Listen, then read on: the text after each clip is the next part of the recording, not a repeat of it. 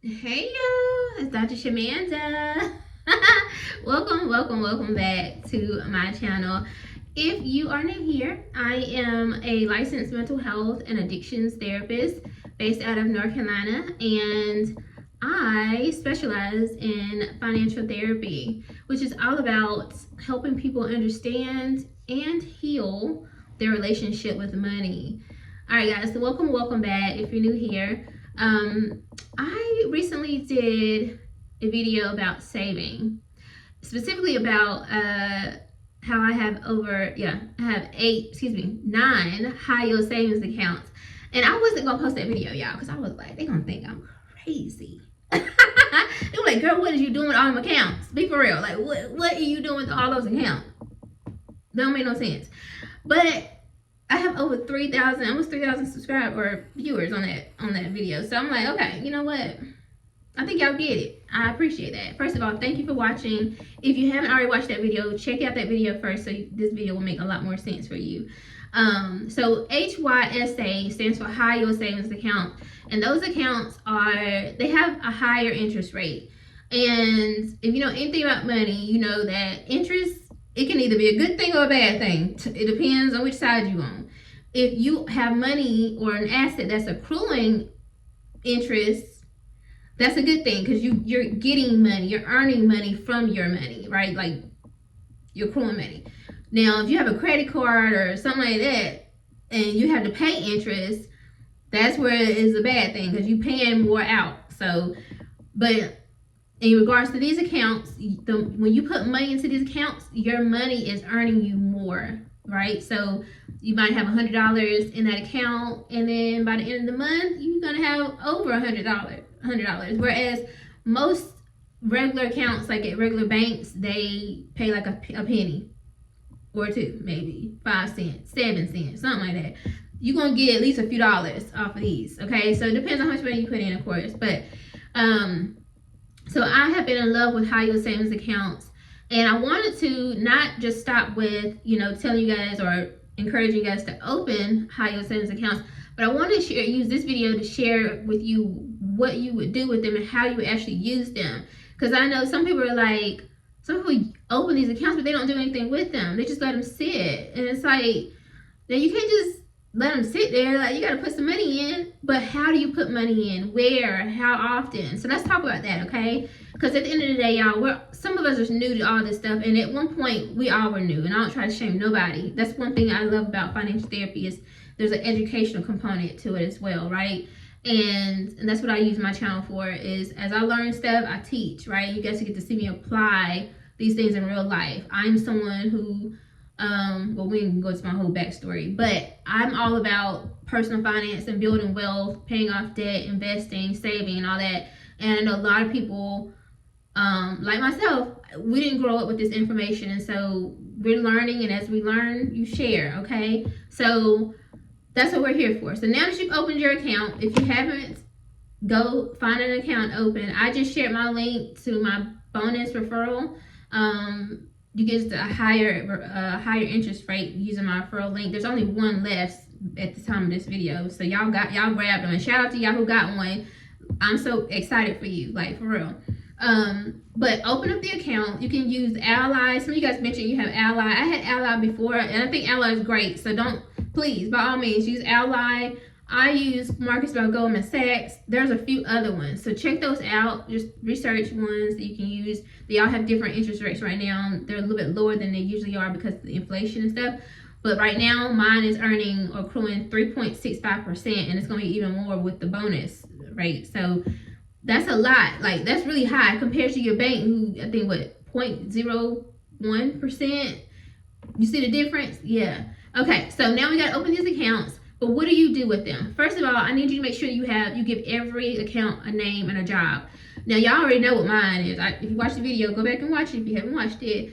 I got an account for my wedding that, again, I ain't got nobody I'm supposed to be getting married to no time soon. That ain't even, like that's just like a thought, an idea. You know what I'm saying? But, I have an account for that. I have an account for my house, like my home repairs, for my next car that I want to purchase, my SUV, for car repairs, my current car that I have, for giving, just a few different things. So I have 9 accounts there, right? So my freedom fund, my savings, emergency savings. I hate the emergency fund. I hate that word. Y'all know I don't like that word, but for that purpose. So you just have to figure out, like, okay, so these are the things that are important to me. These are the things that I want within this year, next year, or within the next 5 years, whatever. But give every account a job and a name. Give it a purpose, because that's going to keep you motivated to actually start putting money into those accounts.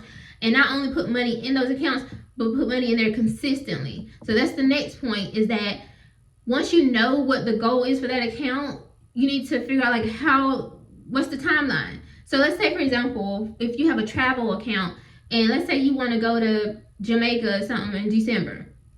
I don't know, okay? Just give me an idea. Let's say you started in January, though, okay? Let's say you started in January, and by December, you want to have $6,000 saved up, okay? I'm not going to do the math on this, but you know what I'm saying? So basically, you're going to divide 6,000 by 12, and that's going to tell you how much you need to put into that account every month for those 12 months, right? Now, you might even break it down even further, because you might say, well, I'm going to put money in every time I get paid, and you get paid bi-weekly. So that's what, 2 times per month for the most part, depending on the month, right, of course. But so now you know that, okay, I need to divide, well, whatever that monthly rate is, you're going to divide it by 2, basically. So that's how you know, right? And you might say, well, I'm not going this December, I'm going next December. So now you actually got 24 months. But that's how you know, like, how often and how much to put into those accounts. Now, where do you get the money from? That's another question people ask. Well, guess what? You can either put that into your actual personal budget now, because you have this sinking fund that you are focused on filling. So you taking it out of your paycheck, right? You budgeting in there. Maybe you have to cut some stuff out. Maybe you're not going out to eat every week or every month, whatever, and you're putting that money toward these goals now instead. Or that's where, look, if you want to do a part-time job or some gig work, maybe you're like, okay, every weekend I'm going to drive Uber for like 5 hours or whatever, and I'm going to get this money, this $100 or $250 that needs to go into this sinking fund in order for me to have enough money to go on my Jamaica trip in December. You see what I'm saying? So that's how you do that. Another way is, you know, when people give you money for your birthday or holidays, or if you get a bonus at work or anything like that, you already know how much money you're supposed to put into those accounts every month. So instead of you spending that money, that bonus, you're going, okay, all right, now I can fill this up over here. So use that money wisely, and it'll help you work towards your goal, okay? And you'll feel so much better, because when you go on that Jamaica trip, you're going to know that you didn't mess up your budget. You still was able to pay your bills. You were able to still save your regular savings goals, whatever. You still maybe invested and you pay off debt, but you still literally, you know, reached your goal for that vacation. It feels so much better because you know you work toward that, okay? Now, another thing I want to recommend is automating it if possible. I don't necessarily automate mine because I have a system, and I'll talk about that in another video, but I do transfer money. Every time I get extra money, or about the money that I have allocated for it, I put it into my transfer account, and once a month, I transfer that money over to those accounts, if that makes sense. But if you want to, and if it's easier for you, and if it'll help you stay more consistent, then you can actually automate it. So it's like, if you want to put money in every time you get paid, if you get paid bi-weekly, then you would have it automatically transferred to that high-yield savings account. And the other thing I love about high-yield savings accounts is it's kind of like out of mind, out of reach, right? Out of mind, out of sight, out of mind, whatever. Y'all know what I'm talking about.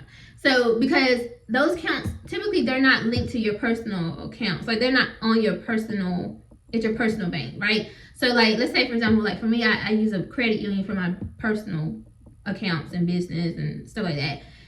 But my high-yield savings is with Marcus by Goldman Sachs. That's something totally different. It's an online bank for me, and, you know, I don't go there. So, and it's just all on this app. So I don't see that unless I open up my app and see that. And then also, if I ever needed some money out of those, if I actually need to use it finally, it's going to take 2 or 3 days for you to get that money. So it makes it harder for you to access it.